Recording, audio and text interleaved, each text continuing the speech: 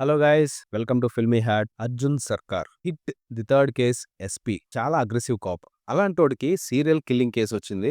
ఈ కేసుని తనలా హ్యాండిల్ చేశాడు అన్నదే హిట్ స్టోరీ లైన్ అందరికీ తెలిసిందే. ఈ రోజు హిట్ మూవీ మీద నా ఒపీనియన్ మీతో షేర్ చేసుకుంటున్నా. నాని అన్న ఈ సినిమాని కంప్లీట్ గా తన మీద వేసుకుని నడిపించాడు. కేసు ఎంత స్ట్రాంగ్ గా ఉందంటే ఫస్ట్ 20 మినిట్స్ కి స్టోరీ ఎస్టాబ్లిష్మెంట్ జరిగే కొద్దీ చాలా పాయింట్స్ టచ్ చేస్తుంది. చాలా ఎంగేజింగ్ గా ఉంటుంది. కేస్ డీటెయిలింగ్ కి వెళ్లే కొద్దీ ఇంట్రెస్టింగ్ గా ఉంటుంది. ఫస్ట్ హాఫ్ మంచి ఓపెనింగ్ సీక్వెన్స్ తో స్టార్ట్ అయ్యి అలా కిల్లింగ్స్, ఇన్వెస్టిగేషన్ అలా మెల్లగా ప్లాట్ ని తీసుకొస్తారు. ఇంటర్వెల్ కి మంచి సీక్వెన్స్ పడుతుంది. కొంచెం రైటింగ్ లిబర్టీ తీసుకున్నారు అనిపించినా కూడా ఆ బ్లాక్ మంచి ఎంగేజింగ్ గా ఉంటది. మంచి హైతో ఇంటర్వెల్ ఇస్తారు. ఇక సెకండ్ హాఫ్ కంప్లీట్ గా యాక్షన్ జోన్ లోకి వెళ్తది.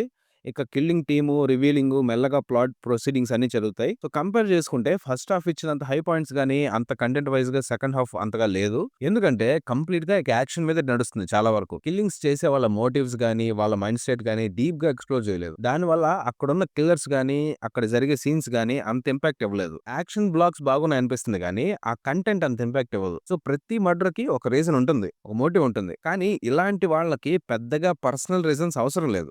అంటే వాళ్ళలో ఎంత క్రూయల్టీ ఉండాలి, ఆ సైడ్ ఎక్కువ ఎక్స్‌ప్లోర్ చేయలేదు. సో అలాగే సెకండ్ హాఫ్‌లో చాలా వరకు సినిమాటిక్ లిబర్టీ తీసుకున్నారు. కానీ డైరెక్షన్ వైస్ మంచి ఇంపాక్టే ఇచ్చారు. ఎందుకంటే ఫస్ట్ హాఫ్‌లో మంచి సీన్స్ పడ్డాయి. చాలా వరకు నార్మల్ సీన్సే అయినా వాటిని డీల్ చేసిన విధానం చాలా డిఫరెంట్ ఫీల్ ఇస్తది. సో సెకండ్ హాఫ్‌లో కూడా చాలా సీన్స్ బాగా డీల్ చేశారు. సినిమాకి మేజర్ ప్లస్ అయింది కెమెరా వర్క్ అండ్ కలరింగ్. చాలా నేచురల్ గా ఉంటది సినిమా కెమెరా వర్క్ అంతా. సో ఫారెస్ట్ లొకేషన్స్ లో చాలా సీన్స్ ఉన్నాయి. నేచర్ ని చాలా బాగా ఎక్స్‌ప్లోర్ చేశారు. సో డీఓపీ సను జాన్ వర్గీస్ గారు చాలా మంచి అవుట్‌పుట్ ఇచ్చారు. ఇక సర్ప్రైజ్ అయిన విషయం ఏంటంటే సాఫ్ట్ మెలోడీ కంపోజర్ అయిన మిక్కీ జే మేయర్ గారు ఇలాంటి క్రైమ్ యాక్షన్ జానర్ కి ఈ రేంజ్ ఎంగేజింగ్ ఆర్ఆర్ ఇవ్వడం. అసలు యాక్షన్ క్రైమ్ థ్రిల్లర్ కి ఆర్ఆర్ చాలా ఇంపార్టెంట్. అదెంత ఇంపాక్ట్ ఇస్తే సీన్ అంత ఎంగేజింగ్ గా ఉంటది. మిక్కీ సార్ మాత్రం మంచి హై ఇచ్చారు. మూవీలో ఒక్క సాంగ్ ఉంటది. ఆ సాంగ్ కూడా మంచి ఫీల్ ఇస్తది. ఇక ఎడిటింగ్ కూడా చాలా పర్ఫెక్ట్ గా ఉంది. Scene opening and ending inter cuts చాలా బాగున్నాయి. కొన్ని హీరోయిక్ సీన్స్ కి మంచి కట్స్ పడ్డాయి. సో ఇక నాని అన్న గురించి చెప్పాలంటే హిట్ 2 ఎండ్ క్రెడిట్ సీన్ లో నాని అన్నను చూసినప్పుడు నాకంత ఇంపాక్ట్ రాలేదు. సరే ఓకే. క్యారెక్టర్ ఇంట్రొడక్షన్ అంతే కదా అనిపించింది. సో